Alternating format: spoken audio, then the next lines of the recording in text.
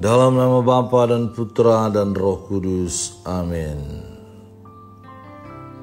Ya Bapa Tuhan langit dan bumi, kerajaan-Mu Kau wahyukan kepada orang kecil dan rendah hati. Berilah kami hati yang terbuka bagi kehadiran dan kekayaan-Mu yang terpantul dalam kitab suci dan dalam alam semesta serta dalam kehidupan kami. Kabulkanlah semua permohonan dan doa-doa kami dengan pengantaran Kristus Tuhan kami. Tuhan bersamamu dan bersama rohmu. Inilah Injil suci menurut Markus.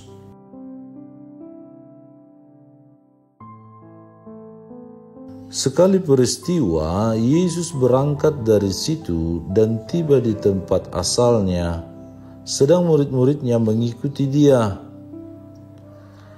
Pada hari Sabat, Ia mulai mengajar di rumah ibadat dan jemaat yang besar takjub ketika mendengar Dia dan mereka berkata, "Dari mana diperolehnya semuanya itu? Hikmat apa pulakah yang diberikan kepadanya? Dan mujizat-mujizat yang demikian bagaimanakah dapat diadakan oleh tangannya? Bukankah ia ini tukang kayu, anak Maria, saudara Yakobus, Yoses, Yudas, dan Simon? Dan bukankah saudara-saudaranya yang perempuan ada bersama kita?" Lalu mereka kecewa dan menolak Dia. Maka Yesus berkata kepada mereka, "Seorang nabi dihormati di mana-mana kecuali di tempat asalnya sendiri, di antara kaum keluarganya dan di rumahnya. Ia tidak dapat mengadakan satu mujizat pun di sana kecuali menyembuhkan beberapa orang sakit dengan meletakkan tangannya atas mereka." Ia merasa heran atas ketidakpercayaan mereka. Lalu Yesus berjalan keliling dari desa ke desa sambil mengajar. Demikianlah sabda Tuhan. Terpujilah Kristus.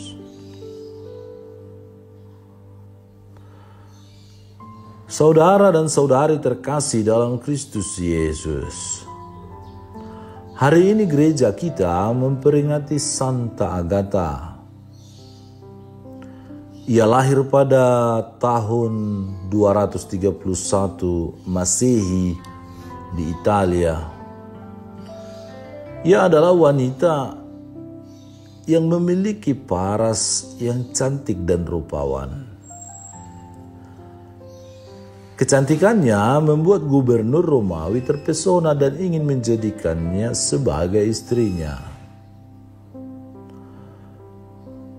Namun, Santa Agatha tidak setuju. Ia hanya ingin mempersembahkan dirinya kepada Tuhan. Penolakan ini membuat gubernur marah dan menyuruh menangkap Santa Agatha. Ketika di dalam kurungan, Santa Agatha selalu berdoa kepada Tuhan. Pada akhir hidupnya, gubernur menyuruh untuk mencambuk dia dan memotong kedua payudaranya. Dalam penyiksaan, Santa Agatha tetap berdoa dan menyerahkan hidupnya kepada Tuhan. Sampai akhirnya, dia pun wafat dan menjadi seorang martir. Santa Agatha dihormati sebagai pelindung penderita kanker payudara.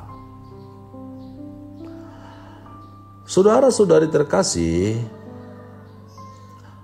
hari ini sabda Tuhan mengisahkan Yesus yang ditolak di Nazaret. Sebelum ke Nazaret, Yesus sudah banyak mengadakan mujizat dan pengajaran di tempat lain. Hal ini membuat banyak orang yang datang kepadanya bertanya-tanya, dengan kuasa apakah, siapakah, bukankah orang ini, dan lain sebagainya. Namun ketika Yesus masuk dan mengajar di kampung halamannya sendiri, Yesus justru mendapat perlakuan yang kurang baik itu.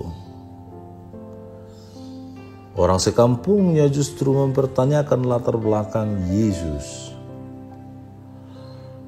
Pada akhirnya orang sekampungnya mengetahui latar belakang keluarga Yesus. Ia hanyalah anak seorang tukang kayu, yaitu Yosef dan Maria. Karena dari keluarga tukang kayu itulah orang-orang menjadi kecewa dan menolak dia. Orang tidak lagi yakin walaupun Yesus mampu membuat mujizat karena mata orang-orang sekampungnya sudah dibutakan dengan pendapat bahwa mana mungkin dari keluarga seperti itu bisa berbuat sesuatu yang luar biasa.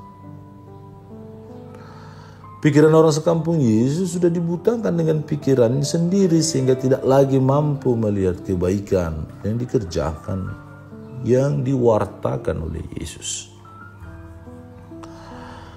Saudara-saudari terkasih, dalam hidup ini pastilah juga kita banyak persoalan dan tantangan. Tantangan dalam hidup berkeluarga, bermasyarakat, menggereja, dalam dunia pekerjaan, tugas karya dan pelayanan kita masing-masing. Dengan porsi dan versi tentunya berbeda satu sama lain. Namun lewat bacaan hari ini, kita diteguhkan oleh teladan Yesus yang tidak mundur walaupun menerima penolakan. Kita juga diajak untuk berani tetap setia dan melakukan perbuatan-perbuatan baik.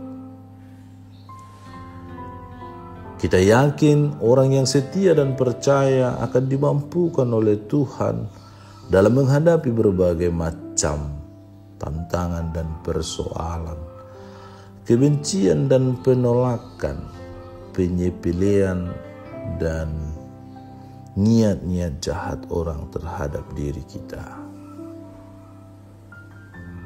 Ya Allah, buatlah kami lebih peka dan mengenali kehadiran-Mu dalam berbagai sarana manusiawi sehari-hari, agar kami dapat menanggapi kepedulian-Mu dengan sepenuh hati.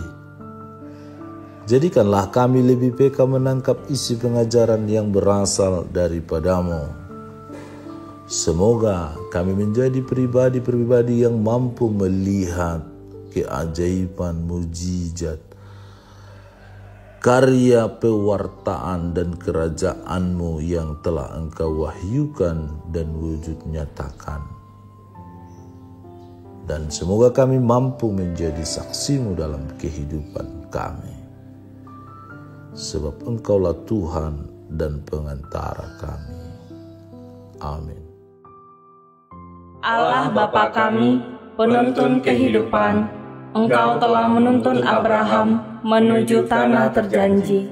Engkau juga menuntun bangsa Israel menuju tanah Yerusalem melalui tangan Musa. Kini kami umat-Mu keuskupan Padang sedang berjalan bersama dalam sinode kefikepan menuju keselamatan yang Engkau janjikan dalam diri Putra-Mu Yesus Kristus.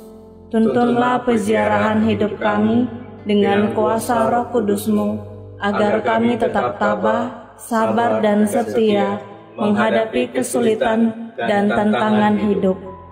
Bimbinglah kami supaya mampu berjalan bersama, saling meneguhkan dalam iman, harapan, dan kasih. Bunda Maria, doakanlah kami putra-putrimu sepanjang sinode kefikepan ini berlangsung. Ya Bapa, Engkau kami sembah dan muliakan. kini dan sepanjang masa. Amin. Tuhan bersamamu dan bersama rohmu. Semoga saudara sekalian dilindungi, dibimbing dan diberkati oleh Allah yang Maha Kuasa, Bapa dan Putra dan Roh Kudus. Amin.